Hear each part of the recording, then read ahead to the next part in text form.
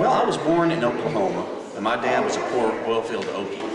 And we moved out to California when I was about 2 years old, about 1959. And every year after that, we'd come back east, visit grandparents and family. And most years, our road of choice was Route 66. And I would sit there in the back seat, and I'd see all this neat stuff. The mountains and the deserts. There was very little interstate in the early years, so we'd go through every small town. And Dad hated it because we had to sit at stoplights and go 35 miles an hour. I got to see all the shop windows full of all the neat stuff, all the neon signs, motels, gas stations. And it was a magical experience for me, something I looked forward to the whole year, and it was neat. I was just glued to the window. Then, in 1969, we moved back to Texas. And I never forgot that. About 10 years later, I started seeing some photographs of Route 66 in books and magazines. This was when it was winding down. All the news reports said it was dying. There was none of it left. But I started seeing these pictures, started remembering the Club Cafe Fat Man, all these neon signs, the wigwams.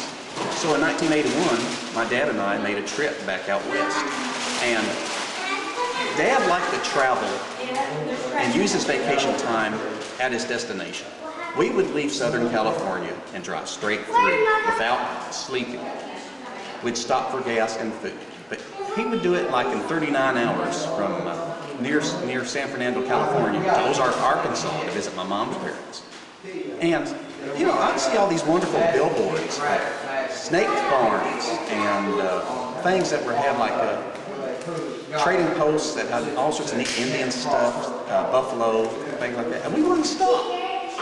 And when we went out in 81, I made them stop at everything. All the things we missed. We stopped at Meteor Crater, we stopped at Dinosaur Caverns, we stopped at Klein's Corners.